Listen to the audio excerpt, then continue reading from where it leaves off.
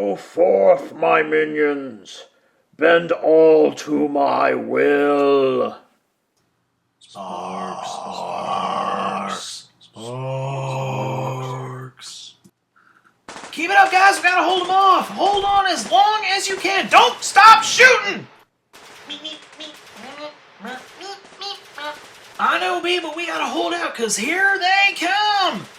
Sparks, sparks, sparks. Scrap! Oh, Slag, he's been bitten. What do we do? No. You know, you're no help.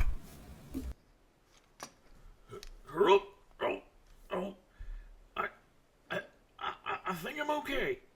Seriously. No. I think he's okay. Baby. Sparks.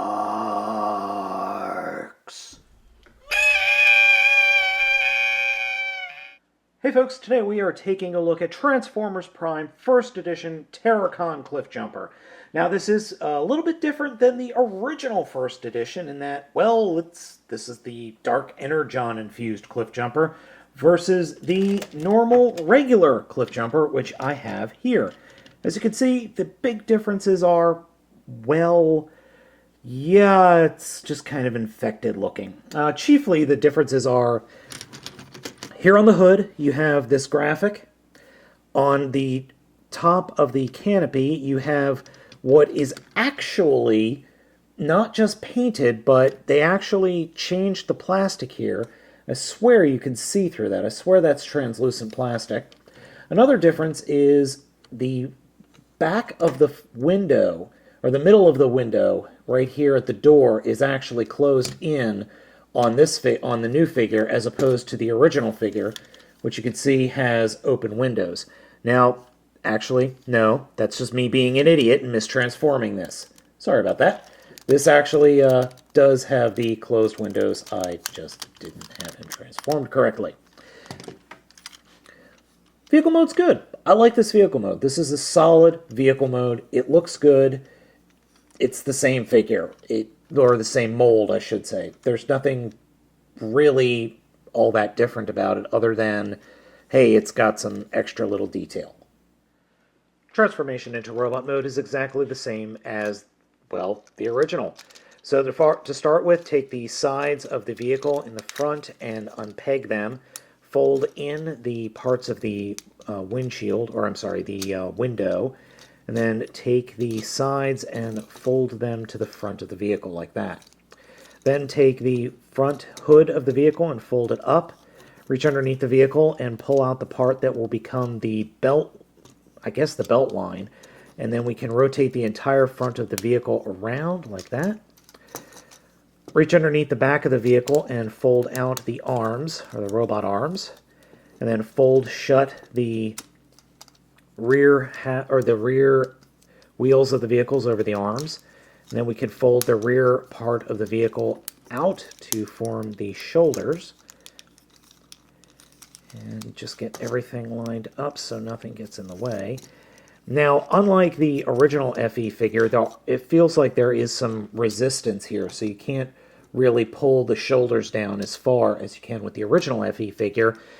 And that's a little weird. My original FE figure doesn't do that. Fold up the rear bumpers onto the shoulders and straighten out the arms. Fold up the head. Oh boy, that is tight. Once you do that, you can then take the hood and slide that up to the back. Reach underneath the front of the grille and fold in parts of the bumper. That will free up the headlights for you to fold them forward and become part of the bottom of the torso. Just kind of work the torso around so you can fold certain things up and into place, like this. There we go. And fold the arms down. Then for the legs, straighten out the legs at the thighs.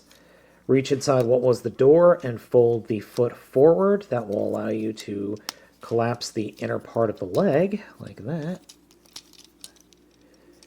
And here we go. Here's Zombie Cliffjumper, or I'm sorry, Terrorcon Cliffjumper.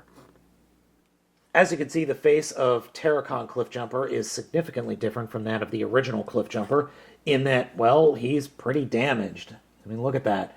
Part of his face is ripped off, his one horn is gone, his one eye is bigger. That's definitely zombie Cliffjumper if ever I've seen one. As you can see, Terrorcon Cliffjumper does have light piping, the same as the original mold. Posability-wise, he is exactly the same as the original Cliffjumper figure. Head is on a ball joint and does move. The horn is soft plastic.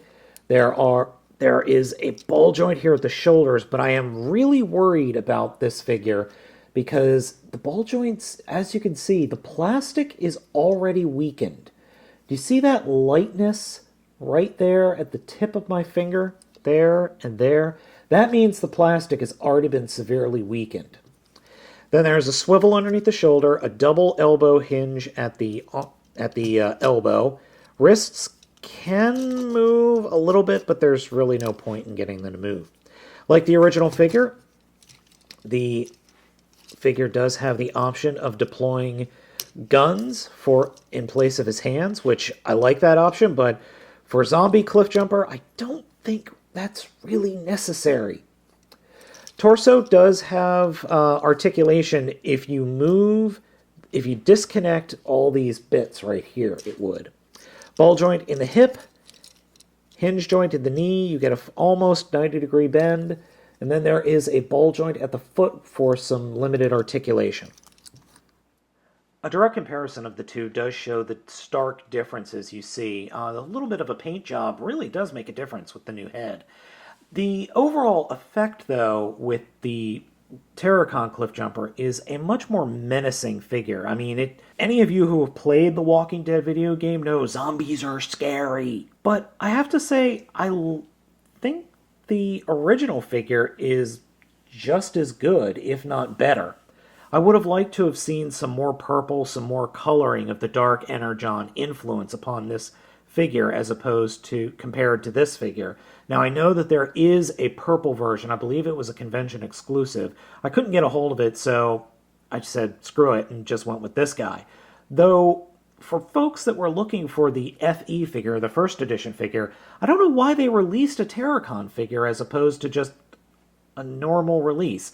It's a little weird and baffling, in all honesty. Overall, Terrorcon Cliffjumper is a good figure. There's nothing really wrong with it, and I do like this figure quite a bit.